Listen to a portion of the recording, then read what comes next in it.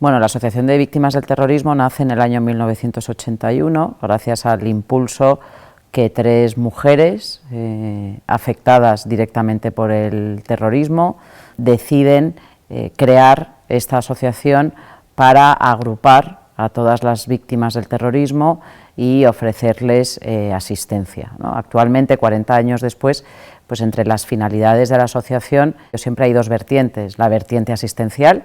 Actualmente en la asociación hay más de 4.700 víctimas del terrorismo asociadas, por lo tanto la labor asistencial es muy importante para cubrir todas las necesidades derivadas de la condición de víctima del terrorismo, también una asistencia psicológica, una asistencia legal, pero también tiene un papel muy importante la asociación, pues de reivindicación frente a las instituciones y de reivindicación pública, pues de esas inquietudes, de esos derechos de las víctimas del terrorismo, ¿no? De hecho, el lema de la asociación es memoria, verdad, dignidad y justicia, ¿no?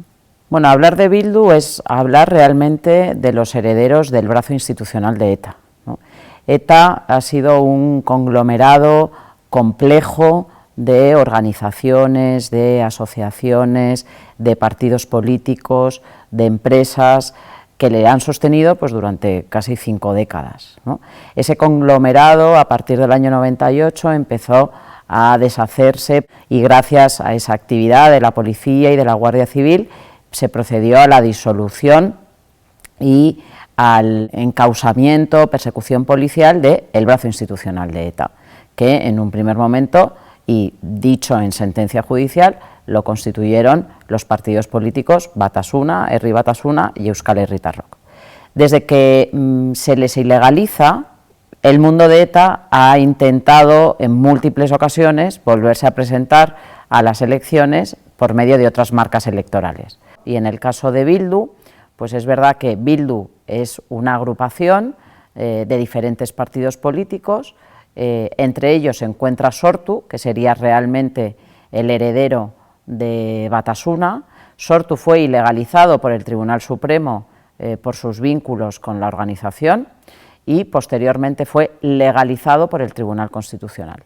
Eso les permitió volver a las instituciones, les permitió, ya sea vía Sortu o vía EH Bildu, como digo, volver a las instituciones en múltiples ayuntamientos, en el Parlamento Vasco y finalmente en el Congreso de los Diputados, pues llegando a tener una representación importante, ¿no? Por lo tanto, hablar de Bildu, como digo, es hablar de los herederos del brazo institucional de ETA. Esto se permitió en un contexto en el que había una negociación entre el gobierno correspondiente y la organización terrorista ETA, había un interés por parte de ETA o de un sector de ETA de volver a las instituciones, un sector encabezado por Arnaldo Otegi, al cual nos han querido vender como hombre de paz, pero realmente Arnaldo Otegi lo que quería era volver a las instituciones, por una necesidad, como digo, importante de cara a defender sus reivindicaciones y sobre todo de cara a esa fuente de financiación que son las instituciones a través de las subvenciones públicas.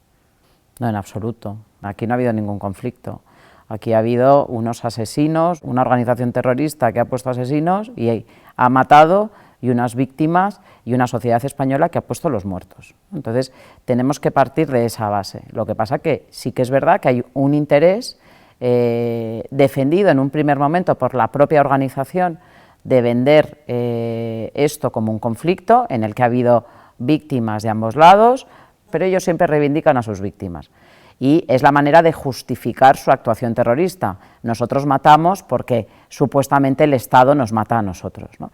¿Cuál ha sido el problema? Que esa reivindicación originaria de ETA pues, ha ido calando en las instituciones, ha ido calando en algunos sectores de la sociedad, y nuestro temor es que finalmente lo que quede para las próximas generaciones es que efectivamente el terrorismo en España, en el caso concreto de ETA, fue consecuencia de un conflicto que, como digo, es un conflicto inventado.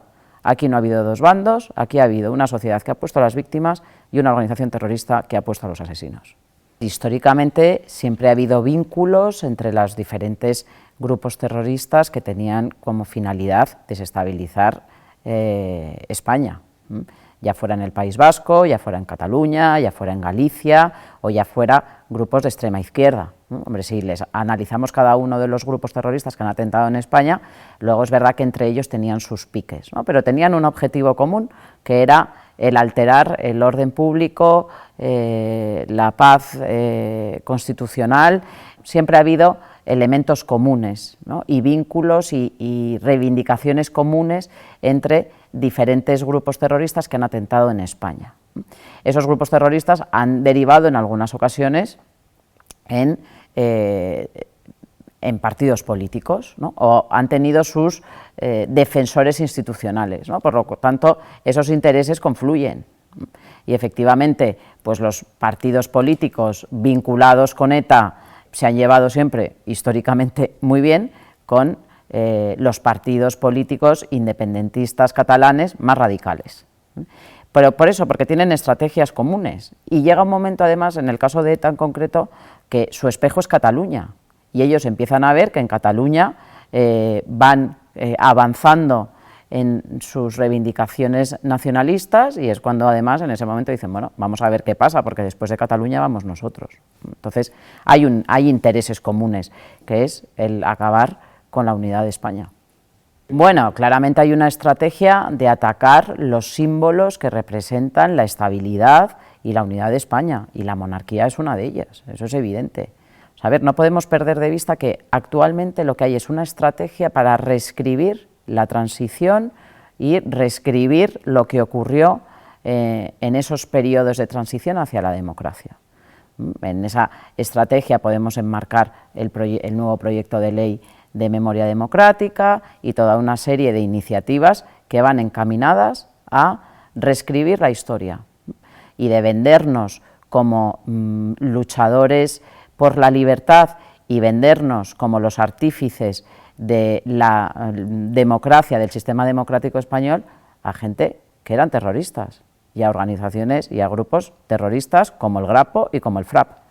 Bueno, a ver, creo que operativamente sí que podemos decir que ETA está muy debilitada y que su capacidad para poder atentar es prácticamente nula, pero bueno, ETA, como he explicado, no han sido solo los comandos, y es verdad que tenemos a los herederos de su brazo institucional en las instituciones, con una fuerte representación.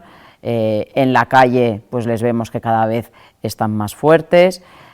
Acabar con ETA no solo es que dejen de matar, acabar con ETA es deslegitimarles también socialmente, deslegitimar el proyecto político por el que han asesinado durante 5 décadas, deslegitimarles en las instituciones, y por desgracia eso no solo vemos que no lo están consiguiendo, sino que cada vez están más fuertes.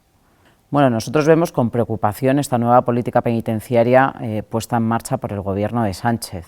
Viene a derogar la política de dispersión, ¿no? Y lo único que se está haciendo es acercárseles a cárceles más próximas al País Vasco sin exigirles nada a cambio, o se limitan a aceptar como válido que asumen la legislación penitenciaria, y en algunos casos que firmen supuestas cartas de arrepentimiento, pero que cuando las ves que son todas iguales, son cartas formulario, pues para nosotros eso es insuficiente, y lo que les venimos reclamando es que para que un preso mejore en su situación penitenciaria se les exija la colaboración con la justicia, porque consideramos que es la manera fehaciente de poder comprobar que un preso de verdad está arrepentido. El mundo de ETA lo está vendiendo como una victoria, y ellos mismos reconocen que sí, que asumen la legislación penitenciaria, pero como método de lucha para vaciar las cárceles. Ellos no quieren estar cerca de sus casas, ellos quieren estar fuera de la cárcel, y esa es su estrategia. Y esa estrategia hay que combatirla con decisiones concretas y también con discurso, y eso es lo que no estamos viendo. Es verdad que desde que en el 2011 se le legalizara, la VT ha ido recopilando indicios con la ley de partidos en la mano y con la sentencia del Tribunal Constitucional también en la mano, que les legalizó, que les puso una serie de líneas rojas que no podían traspasar, les vino a legalizar y les dijo, pero si traspasáis estas líneas rojas, veremos a ver qué pasa. Bueno, pues es que esas líneas rojas las traspasan a diario, vemos que nadie hace nada, y desde el 2011 nosotros hemos ido recopilando esos indicios que sucesivamente le hemos ido entregando a los diferentes fiscales generales del Estado, ¿no? Como digo, lo hemos entregado a la última fiscal general. Somos conscientes de que no hay voluntad, no ha habido voluntad política en ninguno de los fiscales que nos hemos encontrado desde el año 2011, por lo tanto, tenemos pocas esperanzas en que eso pueda prosperar, pero sí que consideramos importante mantener una actitud vigilante frente al comportamiento de esta gente. Esta gente cada vez, además, se va quitando las caretas, las declaraciones de los representantes de Bildu cada vez son más directas, justificando que la violencia en algún momento tuvo sentido. Es que aquí está la clave. Todavía no han dicho que lo que hizo ETA estuvo mal, pero que no tuvo ninguna justificación. Y Arnaldo Otegi y otros dirigentes de Sortu o de Bildu siguen manteniendo que en algún momento el matar tuvo justificación. Y les hemos aceptado un agente político más. Esa es la gravedad.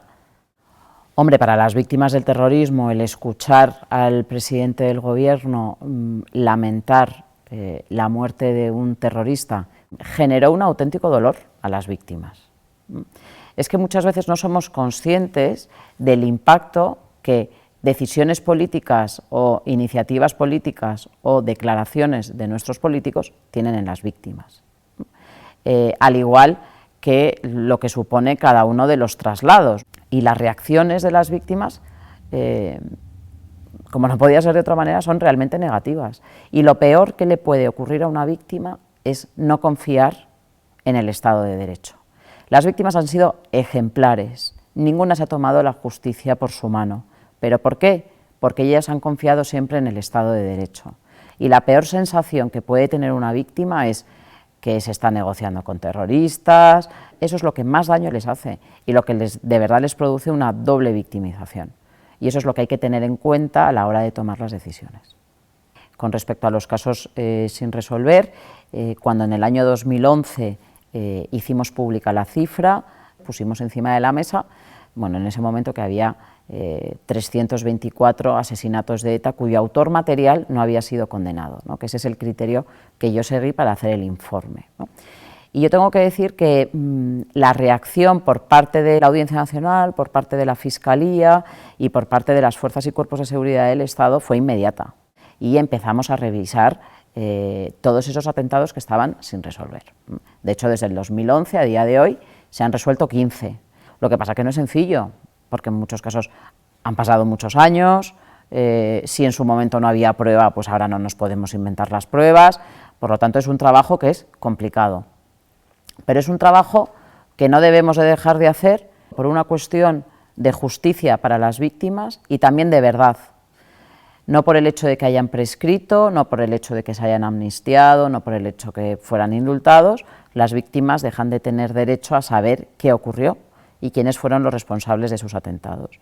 Yo creo que los actos de homenaje o de recibimiento, como dicen ellos, que se realizan prácticamente semanalmente en los pueblos del País Vasco y de Navarra, en este momento es la mayor anomalía democrática que estamos viviendo en nuestro país, sin que nadie haga nada para evitarlo, ¿no? Yo puedo entender que la vía penal es complicada, que a día de hoy sea prácticamente imposible perseguir penalmente este tipo de delitos. ¿Por qué? Bueno, pues porque hay una sentencia del Tribunal Constitucional y hay una directiva europea que lo que viene a decir es que este tipo de actos se pueden enmarcar dentro de la libertad de expresión. Estaría justificada esa limitación del derecho a la libertad de expresión única y exclusivamente en los casos de que esas expresiones implicaran un riesgo cierto de violencia. Y en el caso de ETA, pues como ETA se ha disuelto, se entiende que no existe ese riesgo cierto y por lo tanto la vía penal es muy complicada. Nosotros desde hace unos meses, ya casi un año, estamos haciendo hincapié en la segunda vertiente del delito de enaltecimiento del terrorismo, que es la humillación a las víctimas. Estamos intentando a ver si por vía humillación a las víctimas podemos conseguir que penalmente se persiga alguno de estos delitos. Pero bueno, si penalmente no se puede, pues habrá que perseguirlos administrativamente, ya sea vía multar a los ayuntamientos que consientan o permitan este tipo de actos. Por supuesto que se multe a los promotores de este tipo de actos, que se prohíban este tipo de convocatorias por ser contrarias al orden público. Es que, como digo, me parece una anomalía democrática que en este país se consienta que se pueda recibir como un héroe a terroristas. Es que esto lo cuentas fuera de España y no se entiende, y no podemos consentir que sean recibidos como héroes. Este tipo de actos tienen un impacto muy negativo en las víctimas, ¿no? Yo creo que no es difícil de entender o de ponerse en la piel de una víctima a la que han asesinado a su padre, a su marido, a su hermano, el dolor que le puede suponer ver cómo le reciben como un héroe cuyo único mérito ha sido que ha matado a su padre, a su hermano o a su marido, cómo es recibido como un héroe en su pueblo. Nosotros lo constatamos cada vez que llamamos a una víctima para avisarla de que el asesino en cuestión va a ser puesto en libertad. Bueno, yo creo que lo que es fundamental es que las víctimas vean que no se las olvida. Y lo que la sociedad española lo que tiene que hacer es precisamente no olvidar y promover iniciativas de recuerdo, de homenaje y no pasar por el aro ante injusticias que estamos viviendo a diario, ¿no? Y como digo, evitar esas situaciones pues, de olvido y de humillación que se producen a diario contra las víctimas del terrorismo. Bueno, nosotros desde luego seguiremos trabajando para que los etarras cumplan íntegramente sus condenas, ¿no? Decimos, ni un día más de lo que por ley les corresponda, pero desde luego ni un día menos, ¿no? Esa es la labor fundamental del Departamento Jurídico de la Asociación de Víctimas, y evitar que se repitan situaciones tan dolorosas como fue efectivamente la derogación de la doctrina Parot. Bueno, ahí estaremos nosotros para recordárselo. O sea, yo creo que eso, desde luego, no vamos a cejar en el empeño, no vamos a ceder en absoluto ni un ápice a favor de la impunidad de los terroristas, y desde luego, si hay alguna intención, nos tendrán enfrente. Si quieres ver más contenidos de Alto y Claro TV, suscríbete a nuestro canal de YouTube.